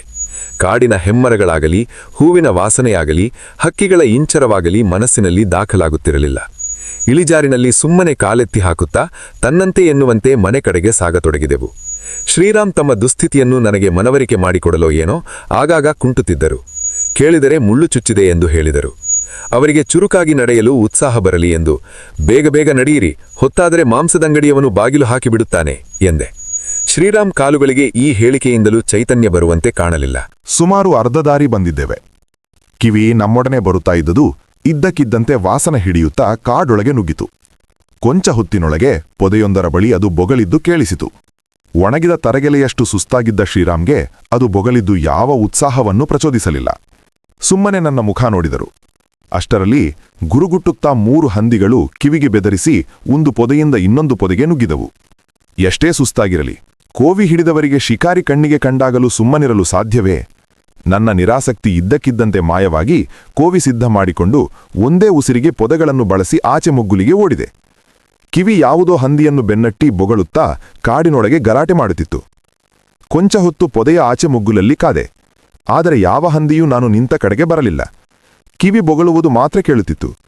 ಈಗಲ್ಲದಿದ್ದರೆ ಇನ್ನೊಂದು ನಿಮಿಷಕ್ಕೆ ಹಂದಿ ನುಗ್ಗಿಯೇ ನುಗ್ಗುತ್ತದೆಂದು ಊಹಿಸಿ ನಿಂತೇ ಇದ್ದೆ. ಅಷ್ಟರಲ್ಲಿ ಕಿವಿಯ ಗಲಾಟೆಯನ್ನು ಮೀರಿ ಶ್ರೀರಾಮ್ ಕೂಗುತ್ತಿದ್ದುದು ಕೇಳಿತು. ಬನ್ನಿ ಬನ್ನಿ, ಇಲ್ಲೇ ಇದೆ ಹಂದಿ ಎಂದು ತಾರಸ್ವರದಲ್ಲಿ ನನ್ನನ್ನು ಕರೆಯುತ್ತಿದ್ದರು. ಹಂದಿ ಶ್ರೀರಾಮ್ ಕಣ್ಣಿಗೆ ಕಾಣುವಂತೆ ನಿಂತಿದ್ದರೆ ಅವರ ಬೊಬ್ಬೆಗ ಖಂಡಿತ ಅದು ಅಲ್ಲಿಂದ ಕಾಲು ಕೀಳುತ್ತದೆಂದು ಊಹಿಸಿ ನಾನು ನಿಂತಲ್ಲಿಂದಲೇ ಕೂಗಬೇಡಿ, ಅಲ್ಲಾಡದಿ ನಿಂತುಕೊಳ್ಳಿ ಎಂದು ಕೂಗಿ ಅವರು ನಿಂತಿದ್ದತ್ತ ಹೊರಟೆ. ಅವರ ಬಳಿಗೆ ಹೋಗುವವರೆಗೂ ಕಾಡು ಹಂದಿ ಅಲ್ಲೇ ನಿಂತಿರುತ್ತದೆಂದು ನನಗಂತೂ ನಂಬಿಕೆ ಇರಲಿಲ್ಲ. ಸುಸ್ತಾಗಿದ್ದ ನಾನು ನಿಧಾನಕ್ಕೆ ನಡೆದು ಹೋದೆ. ಶ್ರೀರಾಮ್ ನನ್ನ ಕಣ್ಣಿಗೆ ಬಿದ್ದಾಗ ಶಿಲಾಮೂರ್ತಿಯಂತೆ ಬಾಯಿ ಬಿಗಿ ಹಿಡಿದು ಅಲ್ಲಾಡದೆ ನಿಂತಿದ್ದರು. ನಾನು ಸದ್ದು ಮಾಡದೆ ಸಂಜ್ಞೆಯಲ್ಲೇ ಎಲ್ಲಿ ಎನ್ನುವಂತೆ ತಲೆಯಾಡಿಸಿದೆ. ಉಸಿರು ಬಿಗಿ ಹಿಡಿದು ಅಲ್ಲಾಡದೆ ನಿಂತಿದ್ದ ಶ್ರೀರಾಮ ಕಣ್ಣುಗಳನ್ನು ಹೊರಳಿಸುತ್ತಾ ಎಡಕ್ಕೆ ಸೂಚಿಸಿದರು. ಎಡಗಡೆ ಅಂಥ ಪೊದೆಗಳ ದಟ್ಟಣೆಯೇನೂ ಇರಲಿಲ್ಲ. ಎಷ್ಟು ಕಣ್ಣಲ್ಲಿ ಕಣ್ಣಿಟ್ಟು ವಿವರವಾಗಿ ನೋಡಿದರೂ ಖಾಲಿ ಜಾಗ ಹೊರತು ಮತ್ತೇನೂ ಕಾಣಲಿಲ್ಲ. ಮತ್ತೆ ಪ್ರಶ್ನಿಸುವಂತೆ ಶ್ರೀರಾಮ್ ಕಡೆಗೆ ನೋಡಿದೆ. ಮತ್ತೂ ಎಡಕ್ಕೆ ಕಣ್ಣು ಹೊರಳಿಸುವುದನ್ನು ಅವರು ಮುಂದುವರಿಸಿದ್ದರು. ಎಷ್ಟು ನೋಡಿದರೂ ಹಂದಿಯಂತ ದೊಡ್ಡ ಪ್ರಾಣಿ ನನ್ನ ಕಣ್ಣಿಗೆ ಬೀಳಬಾರದೆ? ಮೌನ ಮುರಿದು ಅನಿವಾರ್ಯವಾಗಿ ಕೇಳಿದೆ, ಎಲ್ಲಿ? ಎಲ್ಲೂ ಕಾಣೋದಿಲ್ವಲ್ಲ ಎಂದು. ಶ್ರೀರಾಮ್ ಸಹನೆ ಮೀರಿತು. ನೋಡ್ರಿ ಇಲ್ಲಿ ಎಂದು ಕಾಲು ಬುಡಕ್ಕೆ ನೈ ತೋರಿಸಿ ಕೂಗಿದರು. ನಾನು ಕಾಡು ಪ್ರಾಣಿಯನ್ನು ಅವರಿಗೆ ಅಷ್ಟೊಂದು ಸಮೀಪದಲ್ಲಿ ಖಂಡಿತ ನಿರೀಕ್ಷಿಸಿರಲಿಲ್ಲ. ಅದಕ್ಕೆ ಅವರು ಕಣ್ಣು ಹೊರಳಿಸಿದತ್ತ ಕೊಂಚ ದೂರಕ್ಕೆ ಕಾಡಿನ ಪೊದೆಗಳನ್ನು ನೋಡಿದ್ದು. ಈಗ ಶ್ರೀರಾಮ ಕಾಲು ಬುಡಕ್ಕೆ ಬೆಟ್ಟು ಮಾಡಿ ತೋರಿಸುತ್ತಿದ್ದಾರೆ. ನೋಟದರೆ ಸಾಧಾರಣ ಗಾತ್ರದ ಹಂದಿಯೊಂದು ಅವರ ಕಾಲಿನಿಂದ 2 ಮಾರು ದೂರದಲ್ಲಿ ನೆಲಕ್ಕೆ ಕೌಚಿ ಶ್ರೀರಾಮ್ ಮೇಲೆ ಇನ್ನೇನು ನೆಗೆಯುವ ಭಂಗಿಯಲ್ಲಿ ಕುಳಿತಿದೆ. ಶ್ರೀರಾಮ್ಗೆ ಅಪಾಯವಾಗದಂತೆ ಹಂದಿಗೆ ಗುಂಡು ಹೊಡೆಯುವುದು ನಾನು ನಿಂತಿದ್ದ ನೇರಕ್ಕೆ ಕೊಂಚ ಕಷ್ಟವಾಗಿತ್ತು. ಅದಕ್ಕೆ 2 ಹೆಜ್ಜೆ ಬಲಕ್ಕೆ ಬಂದೆ. ಹಂದಿ ನನ್ನನ್ನು ನೋಡಿ ನೆಗೆದು ಓಡಲು ಶುರುಮಾಡಿತು. ಆ ಸಮಯಕ್ಕೆ ನನ್ನ ಗುಂಡೂ ಹಾರಿತು. ಗುಂಡು ತಾಗಿತೋ ಇಲ್ಲವೋ ಗೊತ್ತಾಗಲಿಲ್ಲ. ಹಂದಿ ನಾಗಾಲೋಟದಲ್ಲಿ ಕಾಡಿನೊಳಗೆ ಪಲಾಯನ ಮಾಡಿತು. ಅದು ಶ್ರೀರಾಮ್ ಮೇಲೆ ಆಕ್ರಮಣ ಮಾಡಲೇನು ಬಂದಿರಲಿಲ್ಲ. ಹಠಾತ್ತಾಗಿ ಅದರ ದಾರಿಯಲ್ಲಿ ಶ್ರೀರಾಮ ಎದಿರಾದ್ದರಿಂದ ಏನು ಮಾಡಬೇಕೆಂದು ತೋರದೆ ಹಾಗೆ ಕೌಚಿ ಕುಳಿತಿತ್ತು. ಅಷ್ಟು ಹತ್ತಿರ ಸಿಕ್ಕಿದ ಹಂದಿಗೆ ಗುಂಡು ತಪ್ಪಿಸಿದ್ದೀರಲ್ಲ, ನನ್ನ ಕೈಲಿ ಧಡಾಕಿ ಬದಲು ಒಂದು ಕತ್ತಿ ಇದ್ದಿದ್ದರೆ ನಾನೇ ಅದನ್ನು ಮುಗಿಸಿಬಿಡುತ್ತಿದ್ದೇನೆ ಎಂದು ಗುರಿ ತಪ್ಪಿಸಿದ ನನ್ನನ್ನು ಬೈದರು ಶ್ರೀರಾಮ. 1-2 ಕ್ಷಣದಲ್ಲಿ ಗುಂಡಿನ ಸದ್ದು ಕೇಳಿ ಕಿವಿ ಓಡಿ ಬಂತು. ಬಂದಿದ್ದೇ ಹಂದಿ ವಾಸನೆ ಹಿಡಿದು ಅದು ಹೋದ ದಾರಿಯಲ್ಲೇ ತಲೆ ಬಗ್ಗಿಸಿಕೊಂಡು ವಾಸನೆ ಹಿಡಿಯುತ್ತಾ ಓಟ. ಕ್ಷಣಾರ್ಧದಲ್ಲಿ ಕಾಡೊಳಗೆ ಮಾಯವಾಯಿತು. ನಮಗೇನು ಹಂದಿಯ ವಾಸನೆ ಹಿಡಿಯುವ ಸಾಮರ್ಥ್ಯ ಇರಲಿಲ್ಲ. ಹಾಗಾಗಿ ಹಂದಿಯನ್ನು ಹಿಂಬಾಲಿಸಲು ಕಿವಿಗಿದ್ದ ಉತ್ಸಾಹ ಸ್ಫೂರ್ತಿ ನಮಗಿರಲಿಲ್ಲ. ಮೊದಲೇ ಮೇರೆ ಮೀರಿ ಸುಸ್ತಾಗಿತ್ತು. ಜೊತೆಗೆ ಸಿಕ್ಕಿದ ಶಿಕಾರಿ ಪರಾರಾಗಿ ಇನ್ನಷ್ಟು ನಿರುತ್ಸಾಹ. ಆದರೆ ಹಂದಿಯನ್ನು ಕಾಡೆಲ್ಲ ಹುಡುಕಿ ಕಿವಿ ಹಿಂದಿರುಗುವವರೆಗೂ ಕಾಯಬೇಕಲ್ಲ. ಹಂದಿ ಬಂದು ಫಕ್ಕಂತೆ ಅವರನ್ನು ನೋಡಿ ಕುಳಿತಿದ್ದು, ಎಲ್ಲಿ ಮೈಮೇಲೆ ನುಗ್ಗುತ್ತೋ ಎಂದು ಹೆದರಿದ್ದು ಇತ್ಯಾದಿಗಳನ್ನು ಶ್ರೀರಾಮ ಹೇಳತೊಡಗಿದರು. ಆಗಾಗ್ಗೆ ಕಿವಿ ಹೆಸರು ಹಿಡಿದು ಕೂಗುತ್ತಾ ಕರೆಯುತ್ತಿದ್ದೆವು. ಹಸಿವು, ಬಾಯಾರಿಕೆ, ಸುಸ್ತು ಹೆಚ್ಚಾದಂತೆ ನಮ್ಮ ಅಸಹನೆಯೂ ಹೆಚ್ಚಾಗಿ ಕಿವಿಗೆ ಶಾಪ ಹಾಕಿದೆವು. ಅಂಥ ನಿರಾಶೆಯ ಪರಿಸ್ಥಿತಿಯಲ್ಲಿ ಗುಡ್ಡದ ಆಚೆ ಮಗ್ಗಲಿನ ಇಳಿಜಾರಿನಲ್ಲಿ ಕುದುರೆಗುಂಡಿ ಕಾಫಿ ತೋಟದೊಳಗೆಲ್ಲೋ ಒಂದೇ ಸಮ ಕಿವಿ ಬೊಗಳುವುದು ಕೇಳಿತು. ಎಂದರೆ ಹಂದಿಯನ್ನು ಹಿಂಬಾಲಿಸಿ ಅಲ್ಲೆಲ್ಲೋ ತಡೆದುಕೊಂಡು ನಿಲ್ಲಿಸಿದೆ ಎಂದರ್ಥ. ನಮಗೆ ಸುಸ್ತಿನಲ್ಲಿ ಮನೆಗೆ ಹಿಂದಿರುಗಲು ತ್ರಾಣವಿರಲಿಲ್ಲ. ಇನ್ನು ಮತ್ತೆ ಅಡ್ಡ ಹತ್ತಿ ಇಳಿದು ಅದು ಬೊಗಳುವಲ್ಲಿಗೆ ಹೋಗಲು ಸಾಧ್ಯವೇ? ಶ್ರೀರಾಮಂತೂ ಸುಸ್ತಾಗಿ, ನೀವು ಬೇಕಾದರೆ ಹೋಗಿ, ನಾನು ಬರೋದಿಲ್ಲ ಎಂದು ಕುಳಿತರು. ಆದರೆ ವಿಧಿಯೇ ಇರಲಿಲ್ಲ. ಹಂದಿ ಅಲ್ಲೆಲ್ಲಾದರಿಂದರೆ ನಾವು ಎಷ್ಟು ಹೊತ್ತು ಕಾದರೂ ಕಿವಿ ಹಿಂದಿರುಗುವುದೇ ಇಲ್ಲ. ಕೊನೆಗೂ ನಿರ್ಧಾರ ಮಾಡಿ ಗುಡ್ಡ ಹೊತ್ತಂತೆ ಕೋವಿಯನ್ನು ಧಡಾಕಿಯನ್ನು ಹೊತ್ತುಕೊಂಡು ಇಬ್ಬರೂ ಕಾಲೆಳೆಯುತ್ತಾ ಹೊರಟೆವು. ಕೇವಲ ಇಚ್ಛಾಬಲದಿಂದಲೇ ನಾವು ನಡೆಯುತ್ತಿದ್ದುದು. ಅದು ಬೊಗಳುವಲ್ಲಿಗೆ ಗುಡ್ಡ ಇಳಿದು ಹತ್ತಿ ತಲುಪುವಷ್ಟರಲ್ಲಿ ಅರ್ಧಜೀವ ಆಗಿದ್ದೆವು. ಕಿವಿ ಕಾಫಿ ತೋಟದಲ್ಲಿ ಕಾಫಿ ಗಿಡಗಳ ನಡುವೆ ಬೊಗಳುತ್ತಾ ಇತ್ತು. ಗಾಯದ ಹಂದಿ ಯಾವ ಕ್ಷಣವಾದರೂ ಮೈಮೇಲೆ ನುಗ್ಗಬಹುದೆಂದು ಕೋವಿ ಸಿದ್ಧ ಮಾಡಿಕೊಂಡು ಕಾಫಿ ಗಿಡದ ಮಧ್ಯೆ ಹೆಜ್ಜೆ ಮೇಲೆ ಹೆಜ್ಜೆ ಇಡುತ್ತಾ ನುಗ್ಗಿ ನೋಡಿದೆ. ಹಂದಿಯಲ್ಲಿ ಬಿದ್ದು ಸತ್ತೇ ಹೋಗಿತ್ತು. ಅಷ್ಟೊಂದು ಕಷ್ಟಪಟ್ಟ ನನಗೆ ಪರಮಾನಂದವಾಯಿತು. ಬೇಷ್ ಎನ್ನುವಂತೆ ಏದುಸಿಂಪಿಡುತ್ತಿದ್ದ ಕಿವಿ ಬೆನ್ನು ತಟ್ಟಿ ದೂರದಲ್ಲಿ ನಿಂತಿದ್ದ ಶ್ರೀರಾಮ್ಗೆ ಕೂಗಿ ಹೇಳಿದೆ. ಮತ್ತೆ ಹೋಗಬೇಕಾದ ದಾರಿಯನ್ನು ನೆನೆಸಿಕೊಂಡ ಕೂಡಲೇ ನಮ್ಮ ಸಂತೋಷ ಮಾಯವಾಯಿತು. ಶ್ರೀರಾಮಂತೂ ಸುಸ್ತಾಗಿದ್ದರೆ ಹಂದಿಯನ್ನು ಹೊರಲು ಅವರು ಸಹಾಯ ಹಸ್ತ ನೀಡುತ್ತಾರೆಂಬ ಬಗ್ಗೆ ನನಗೆ ನಂಬಿಕೆ ಇರಲಿಲ್ಲ. ಅದಕ್ಕಾಗಿ ಅವರನ್ನು ಕಾರ್ಯಶೀಲರನ್ನಾಗಿ ಮಾಡಲು, ಶ್ರೀರಾಮ್, ಈಗಿಂದ ಈಗಲೇ ನಾವು ಈ ಹಂದಿಯನ್ನು ಇಲ್ಲಿಂದ ಸಾಗಿಸಬೇಕು ಎಂದು ತುರ್ತಿನ ದನೆಯಲ್ಲಿ ಹೇಳಿದೆ. ಸುಸ್ತಾಗಿದ್ದ ಅವರು ಹಠಾತ್ತಾಗಿ ತಲೆ ಮೇಲೆ ಬೆಟ್ಟ ಬಿದ್ದಂತೆ ಬೆಚ್ಚಿಬಿದ್ದರು. ಅದ್ಯಾಕೆ ಈಗಿಂದ ಈಗಲೇ ಎಂದರು. ನೋಡಿ, ಈಗ ಹಂದಿ ಬಿದ್ದಿರೋದು ಕುದುರೆಗುಂಡಿ ತೋಟದಲ್ಲಿ. ತೋಟದವರು ಯಾರಾದರೂ ನೋಡಿದರೆ ತೋಟದ ಪಾಲು ಕೊಟ್ಟು ಮಿಕ್ಕಿದ್ದನ್ನು ತಗೊಂಡು ಹೋಗಿ ಎನ್ನುತ್ತಾರೆ.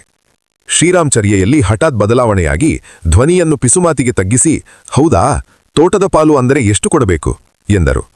ಶಿಕಾರಿ ಕಾನೂನು ಪ್ರಕಾರ ಯಾರ ಜಾಗದಲ್ಲಿ ಹಂದಿ ಬೀಳುತ್ತದೆಯೋ ಅವರಿಗೆ ಅರ್ಧ ಕೊಡಬೇಕಾಗುತ್ತೆ ಕಣೋ, ಇಲ್ಲದಿದ್ದರೆ ಹಂದಿ ಮುಟ್ಟೋದಕ್ಕೆ ಅವಕಾಶ ಕೊಡೋಲ್ಲ. ಅರ್ಧಕ್ಕರ್ಧ ಕೊಟ್ಟರೆ ಆಮೇಲೆ ನಮಗೆ ಉಳಿಯುವುದೇನು? ಅದೂ ಅಲ್ಲದೆ ಬೆಳಗ್ಗಿನಿಂದ ನಾವು ಲಾಟರಿ ಹೊಡೆದು ಬೆವರು ಸುರಿಸಿ ಇವರಿಗೆ ಅರ್ಧ ಅಂದರೆ ಯಾವ ನ್ಯಾಯ ಹೇಳಿ? ಸ್ವಲ್ಪ ಈ ಧಡಾಕಿ ಹಿಡಿಕೊಳ್ಳಿ ಎಂದು ನನ್ನ ಕೈಗೆ ಧಡಾಕಿ ಕೊಟ್ಟರು. ಅರ್ಧ ಕೊಡಬೇಕು ಎಂದ ಕೂಡಲೇ ಶವಸದೃಶವಿದ್ದ ಅವರಲ್ಲಿ ತಟಕ್ಕಂತೆ ಜೀವಸಂಚಾರವಾಯಿತು. ಹಂದಿ ಹಿಂಗಾಲಿಗೆ ಕೈ ಹಾಕುತ್ತಾ ಸ್ವಲ್ಪ ಹೊರಿಸಿಬಿಡಿ ಎಂದರು. ನಾನು ಒಬ್ಬರೇ ಹೊರಲು ತಯಾರಾಗುತ್ತಾರೆಂದು ಊಹಿಸಿರಲಿಲ್ಲ. ನೀವು ಮುಂಗಾಲೋಡಿಕೊಳ್ಳಿ, ನಾನು ಹಿಂಗಾಲು ಹಿಡಿತೇನೆ, ನಿಮ್ಮೊಬ್ಬರ ಕೈಲಿ ಹೊರೋದು ಕಷ್ಟ ಆಗುತ್ತೆ ಎಂದೆ. ಛೋ, ಈಗ ಹೆಚ್ಚಿಗೆ ಮಾತಾಡಬೇಡಿ, ಯಾರಾದರೂ ತೋಟದವರು ನೋಡಿಬಿಡುತ್ತಾರೆ, ತಡ ಮಾಡಬೇಡಿ ಎಂದು ಕೋಪದಿಂದ ಶ್ರೀರಾಮ ಗುರುಗುಟ್ಟಿದರು. ಹಂದಿ ಹೊರಸಿದ್ದೇ ತಡ, ಶ್ರೀರಾಮ್ ಮತ್ತು ಕಿವಿ ಇಬ್ಬರೂ ಮಾಯವಾದರು. ಮೇಮು ಕೆಡಿಮೆ ಓಡೆ ಹೋದರೋ ಏನೋ, ನನ್ನ ಕಣ್ಣಿಗೆ ಮತ್ತೆ ಕಾಣಲೇ ಇಲ್ಲ. ನಾನೊಬ್ಬನೇ ಗಂಧಕದ ವಾಸನೆ ಹೊಡೆಯುತ್ತ ಧಡಾಕಿಯನ್ನು ಹೊತ್ತುಕೊಂಡು ಭೂತನಕಾಡು ತೋಟದ ಕಡೆಗೆ ಸುಸ್ತಾದ ಕಾಲೆಳೆಯುತ್ತಾ ಹೊರಟೆ. ತಮ್ಮನ್ನೇ ತಾವು ಹೊತ್ತು ಓಡಾಡಲು ತ್ರಾಣವಿಲ್ಲದ ಶ್ರೀರಾಮ ಅವತ್ತು ಅರ್ಧ ಹಂದಿ ಕೊಡಬೇಕು ಎಂದ ಕೂಡಲೇ ದೃಢ ನಿರ್ಧಾರ ಮಾಡಿದ್ದನ್ನು ಹೇಳಿ ಇವತ್ತಿಗೂ ಅವರನ್ನು ರೇಗಿಸುತ್ತೇವೆ. ನಾನು ವಾಪಸ್ ಹೋದಾಗ ದಾರಿಯಲ್ಲಿ ಕಿವಿ ಶ್ರೀರಾಮ್ ಇಬ್ಬರೂ ಕಂಡರು. ಭೂತನಕಾಡು ತೋಟದ ಬೇಲಿಯೊಳಗೆ ಹಂದಿಯನ್ನು ಹೊತ್ತಾಕಿ ಮರದ ನೆರಳಿನಲ್ಲಿ ಎದ್ದೆ ಮಾಡಿದ್ದೇ ಮಲಗಿದ್ದರು.